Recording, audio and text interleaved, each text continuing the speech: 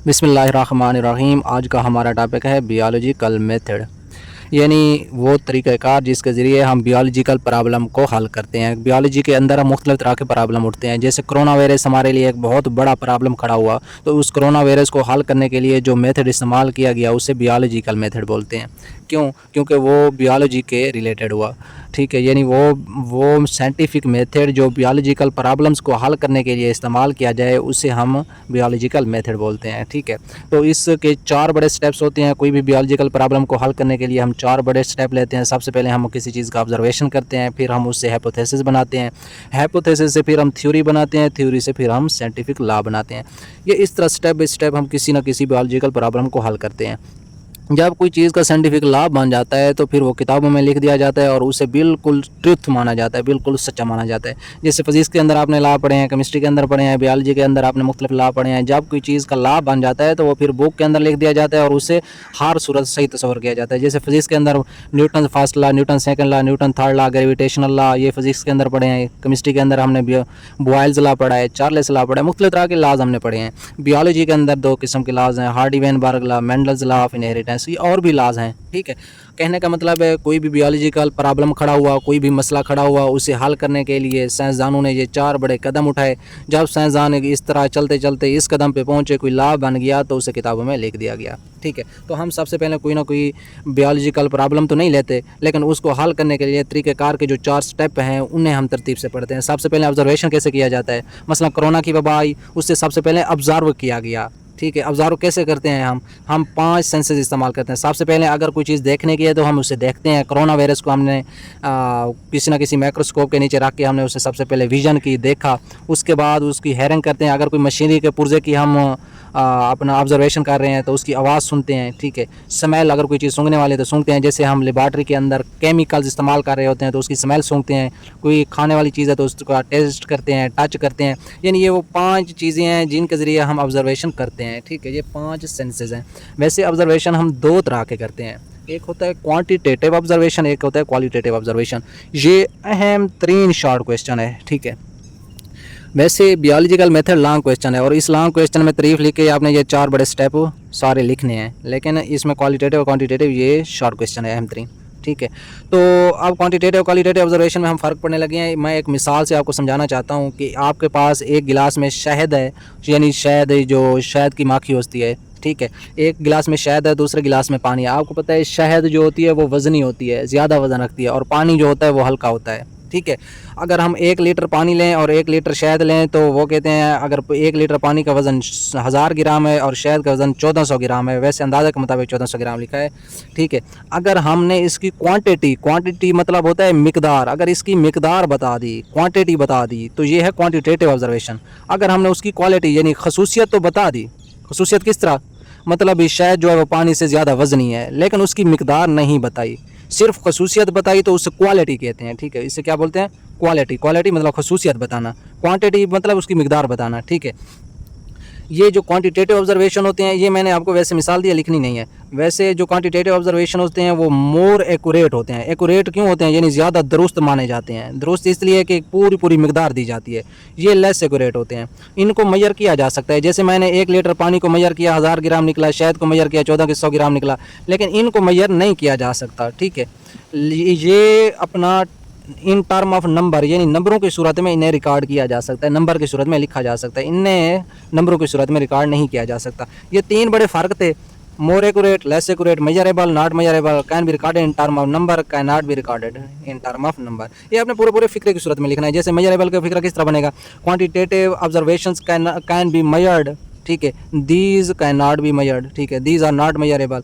उस तो बाद एक मिसाल देनी है, ठीक है। वो मिसाल इस तरह है कि 1 लीटर पानी जो है ये 1000 ग्राम है, 1 लीटर एथेनॉल है 799 ग्राम है, ठीक है। इधर आपने लिखना है H2O is more heavier than ethanol, ठीक है। ये अल्कोहल है आपके पास, जिसे हम शराब भी बोलते हैं, ठीक है। ये 9th क्लास की मैंने मिसाल उठाई है, 9th क्लास की, ठीक है। ये आपने साथ में ऐड कर देनी है, ठीक है।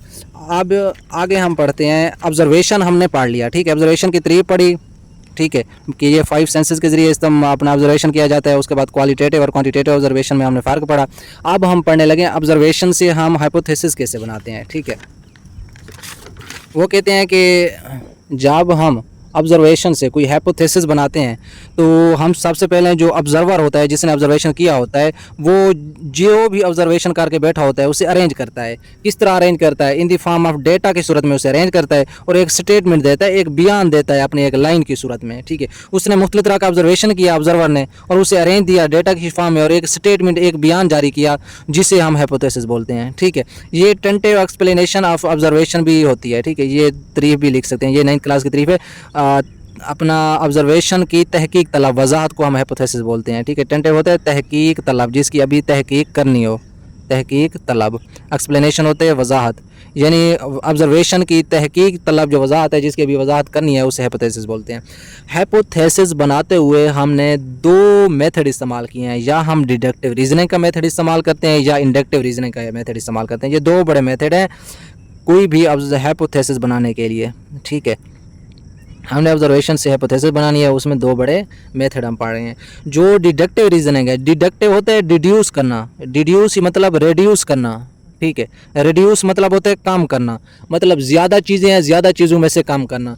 अगर मैं आपको मिसाल से समझाऊँ, मसलन मैं बोलता हूँ चिड़िया के पर हैं, कौवे के पर हैं, उसके अलावा तोते के पर हैं, ईगल के पर हैं, मुख्तलिफ तरह के मैं परिंदों के 10-12 परिंदों के नाम उठाता हूँ, मैं कहता हूँ इनके पर हैं। ठीक है, तो ये होगी कोई जनरल बात। ठीक है, तमाम परिंदों के मैंने कह दिया के पर हैं। ठीक है, इस बड़ी बात में से मैंने सिर्फ मुख्तसर सा एक बयान दिया, उसे रिड्यूस कर दिया कि जो स्पैरो है उसके पर हैं। ठीक है, मैंने स्पैरो पे तजर्बा कर रहा था। ठीक है, स्पैरो पे तजर्बा जब करता करता मैंने पहले बड़ा बयान दिया जनरल के फ़लाँ चीज़ के पर हैं, फ़लाँ चीज़ के पर हैं। क्यों पर हैं? क्योंकि तमाम परिंदों के पर हैं, लेकिन जो स्पैरो है वो भी तो एक परिंदा है, इसका मतलब स्पैरो को भी पर हैं। ठीक है, इसका मतलब है इसमें हम डिड्यूस करते हैं, कोई जनरल चीज़ से हम स्पेसिफिक चीज़ की तरफ जाएंगे तो उसे बोलते हैं डिडक्टिव रीजनिंग।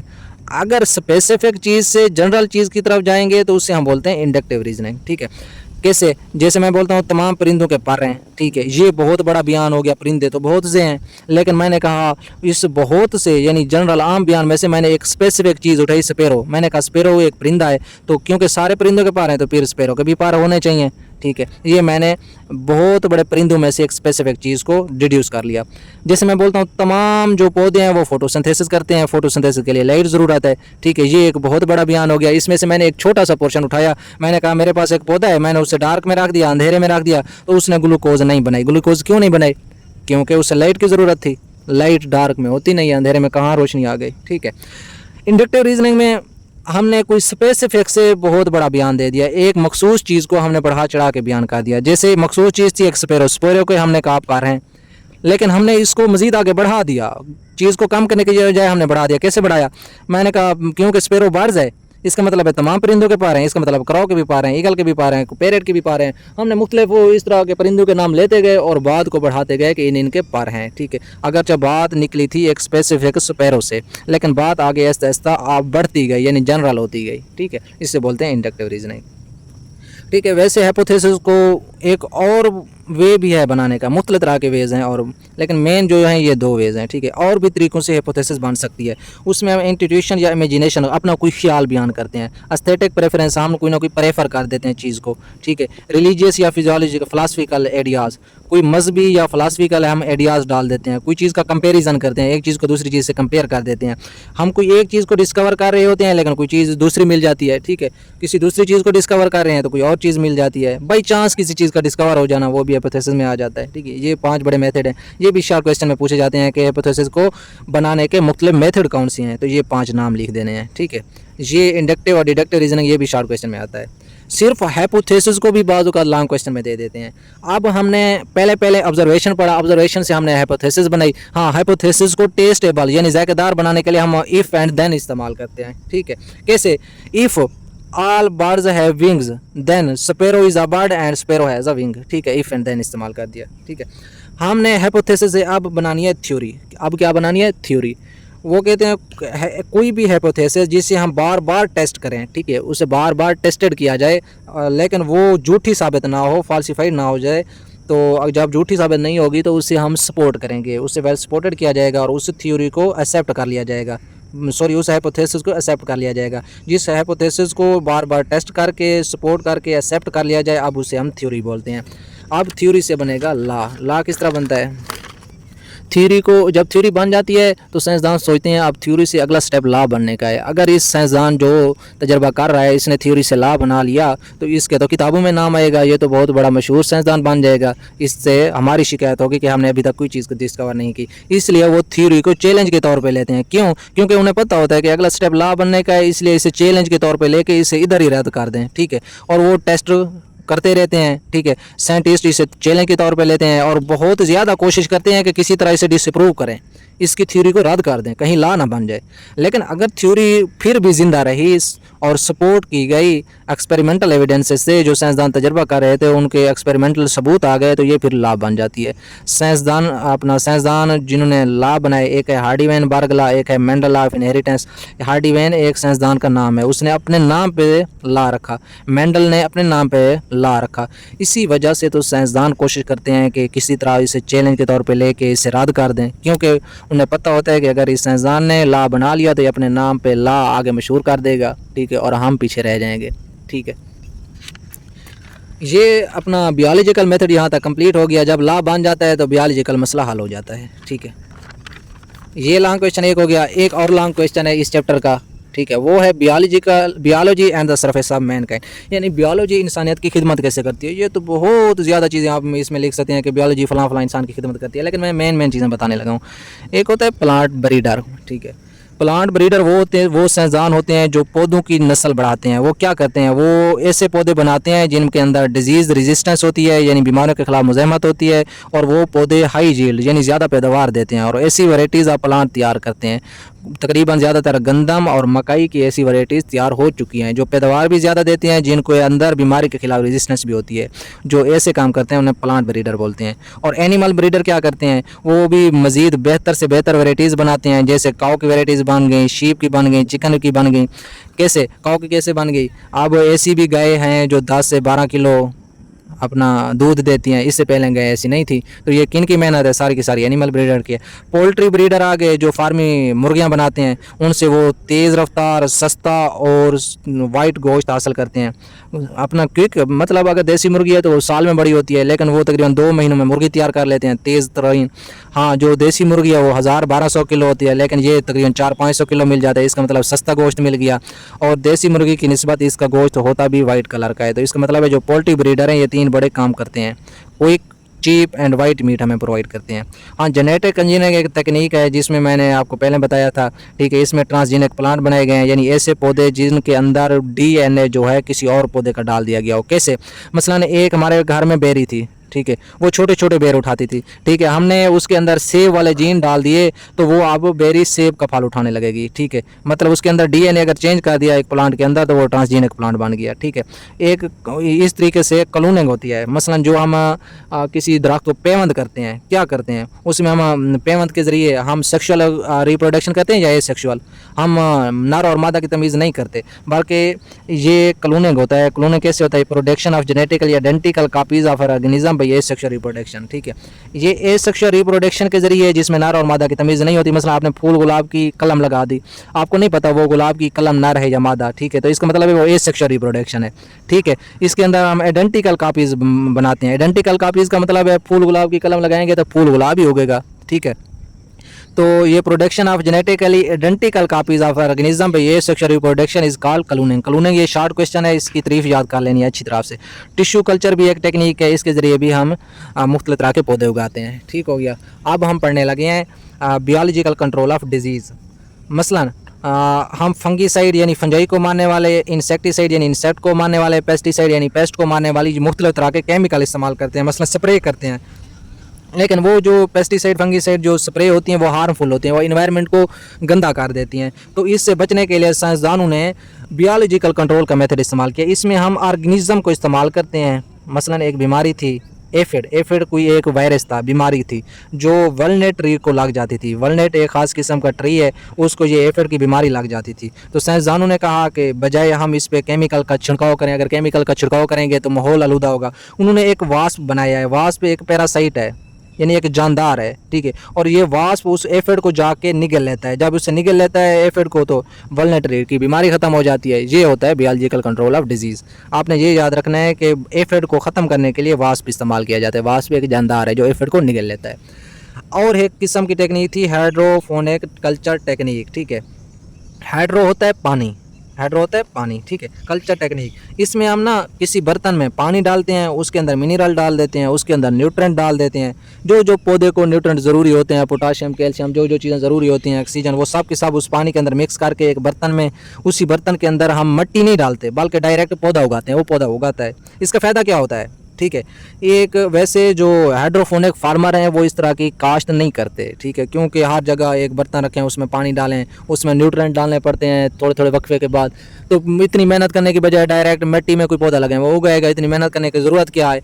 हाँ, इसका एक फ़ायदा है, जो खलाबाज हैं एस्ट्रोनेट, ठीक है, खला के अंदर मिट्टी तो नहीं होती, तो वो खलाबाज फिर वो पानी ले जाते हैं इधर से, ठीक है, और न्यूट्रिएंट्स मिनरल्स ले जाते हैं, वो एक बर्तन में पानी रख के, ठीक है, उसमें कोई ना कोई वेजिटेबल का बीज डाल दिया और वेजिटेबल उगाती हैं, और वहाँ जाके वो सब्जियाँ इस तरह उगाते हैं। खलाबाज, खला के अंदर वो सब्जियाँ इस तरह उगाते हैं, ठीक है, बगैर मिट्टी के, सिर्फ पानी के अंदर न्यूट्रिएंट मिनरल डाल के उसके अंदर बीज डाल दिया तो वो वेजिटेबल उगाती हैं, ठीक है।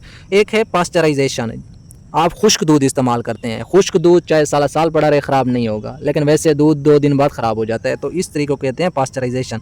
पास्चराइजेशन इसलिए बोलते हैं क्योंकि इसने लुईस पास्चर ने इसे डिस्कवर किया था, और इस पास्चर के नाम पे इसे पास्चराइजेशन किया नाम दिया गया, ठीक है। ये टेक्निक जो है ये दूध को प्रिजर्व यानी महफूज करने के लिए इस्तेमाल होती है, और मिल्क प्रोडक्ट को, ठीक हो गया।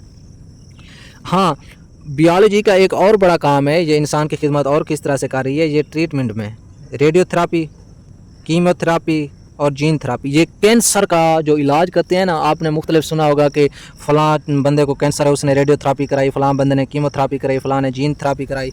तो ये क्या है, रेडियोथेरापी में जब इंसान को कैंसर होता है किसी मखसूस जगह पे, तो वहाँ ख़ास किस्म की रेडिएशन डालते हैं, वो रेडिएशन मुख्तलिफ इंटरवल के बाद डालते रहते हैं, मतलब 2 दिन के बाद या डेली रोज़ाना के रोज़ाना मखसूस वक्फे के बाद रेगुलरली एक तरतीब के साथ वो रेडिएशन डालते रहते हैं, और वो रेडिएशन इतनी तेज़ होती हैं कि वो जो कैंसरस सेल उन्हें मार देती हैं। कीमोथेरापी क्या होता है, इसमें रेडिएशन नहीं डालते, इसमें ख़ास किस्म के केमिकल होते हैं जो कैंसर के अगेंस्ट काम करते हैं, ठीक है।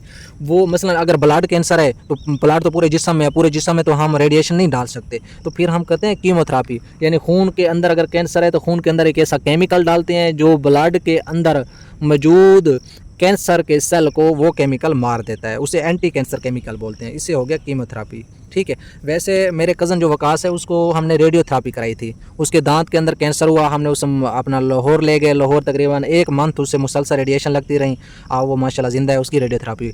कीमोथेरापी एक मेरा रिश्तेदार था, उसकी कीमोथेरापी हुई, जुम्मू खान, जिसकी अब डेथ हो गई है, उसकी ना पहले दफ़ा जब कीमोथेरापी हुई थी ना, तो वो पहली दफ़ा जब उसके ब्लड के अंदर खून के अंदर जब केमिकल डाले गए तो वो बर्दाश्त कर गया, लेकिन दूसरी दफ़ा जब केमिकल डाले गए तो वो केमिकल इतने सख्त किस्म के थे, उसने कैंसर के सेल को मारने के साथ साथ अपना जिस्म के और सेल को भी मार दिया, जिसके नतीजे में बॉडी की डेथ हो गई।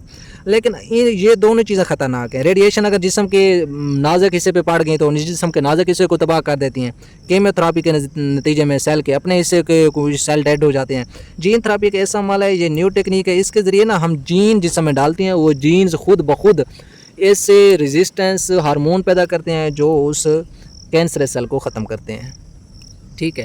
ये तो हो गया बियोलॉजी एंड सर्विस मैनकाइंड, यानी बियोलॉजी ने इंसान की खिदमत कैसे की, कैसे खिदमत की, पौधे हमें अच्छे अच्छे दिए, जानवर अच्छे अच्छे दिए, अपना फार्मिंग मुर्गियाँ अच्छी अच्छी दी, जेनेटिक इंजीनियरिंग दी, उसके अलावा हमने मुख्तलिफ तरह के अपना डिजीज़ का इलाज किया, पौधों की डिजीज़ का, हमने पानी के अंदर सब्जियाँ उगाई, खला में जाके पास्चराइजेशन, हमने दूध को कई कई साल हमने स्टोर रखा, उसके अलावा हमने कैंसर का इलाज किया। और एक और भी है कि हम माहौल को साफ़ सुथरा भी करते हैं, उसे हम बोलते हैं बायो रेमिडेशन। बायो होता है बियोलॉजी यानी ऑर्गेनिज्म यानी जानदारों का इस्तेमाल करके, रेमिडेशन होता है इन्वायरमेंट से पोलूटेंट को ख़त्म करना, यानी रिमूवल ऑफ एनवायरमेंटल पोलूटेंट्स, यानी माहौल के पोलूटेंट या कोई टॉक्सिन जहरीले मवाद को रिमूव करना। कैसे रिमूव करना, कोई स्प्रे वगैरह करके, स्प्रे तो वैसे ही जहरीली है, लिविंग ऑर्गेनिज्म का इस्तेमाल करके, ठीक है। The process the removal of environmental pollutants और toxin by using living organism is called bioremediation. ये भी शॉर्ट क्वेश्चन है, ठीक है। मसलन एक ऑयल टैंकर आ रहा था, ऑयल टैंकर कल्टी हो गया, तो आपको पता है ऑयल जितना अरसा ज़मीन पर पड़ा रहे तो ऑयल खुश्क नहीं होता, तो उस ऑयल को खुश्क करने के लिए साइंसदानों ने ख़ास किस्म के ऑर्गेनिज्म बनाए, वो ऑर्गेनिज्म उधर छोड़ देते हैं, वो ऑयल को ना खा जाते हैं, जब ऑयल को निगल लेते हैं तो ऑयल वहाँ से ख़त्म हो जाता है और जानदार खुद ब खुद मर जाते हैं, ठीक है। इस तरह ये माहौल के अंदर पोलूटेंट को ख़त्म करते हैं। ठीक है, ये लॉन्ग क्वेश्चन हो गया। ठीक है, उसके अलावा एक वैक्सीनेशन जो था, शॉर्ट क्वेश्चन बच गया है। वैक्सीनेशन होते हैं आपने कोई ना कोई वैक्सीन लगवाई, बचपन में हम मुख्तलिफ तरह की वैक्सीन लगाते हैं और हमें जवानी में कोई बीमारी नहीं होती। The process carried out to make a people immune, immune होता है बीमारी के खिलाफ रेजिस्टेंस बन जाना। ठीक है, कोई ना कोई बैक्टीरियल फंगल इन्फेक्शन, कोई वायरल इन्फेक्शन हो, बैक्टीरियल इन्फेक्शन हो या फंगल इन्फेक्शन हो, इनके या कोई अदर डिजीज़ है, इनके खिलाफ अगर हमने कोई प्रोसेस ऐसा किया कि हमारा जिस्म इम्यून बन गया, उसके खिलाफ रेजिस्टेंस पैदा कर गया, तो इसे हम वैक्सीनेशन बोलते हैं। मसलन आपने हेपेटाइटिस की वैक्सीन लगा ली ना बचपन में, हेपेटाइटिस ए की वैक्सीन लगाई तो आपको पूरी ज़िंदगी हेपेटाइटिस नहीं होगी। कोरोना की वैक्सीन लगा दी, कोरोना नहीं होगा। क्यों? क्योंकि आपने उस बीमारी के खिलाफ इम्यूनिटी डेवलप कर ली। वो जो लोग थे जिन्होंने वैक्सीन लगाई वो अब इम्यून बन गए हैं, अब उनको वो बीमारी नहीं होनी, इसे बोलते हैं वैक्सीनेशन। ठीक है, बस इसमें से 2 लॉन्ग क्वेश्चन थे, एक वो बायोलॉजिकल मेथड था और ये एक survey, biology and survey of mankind, ये 2 बड़े लॉन्ग क्वेश्चन थे। ठीक है, और इसमें वैक्सीनेशन, बायो रेमिडेशन, क्लोनिंग और ये रेडियोग्राफी, कीमोथेरेपी, जीन थेरेपी, ये मुख्तलिफ तरह के शॉर्ट क्वेश्चन थे। और एक और शॉर्ट क्वेश्चन भी था, इंडेंजर्ड स्पीशीज़। बस यही जो मैंने पढ़ाया यही करना है, बाकी सारे टॉपिक छोड़ देने हैं। पहला चैप्टर कंप्लीट।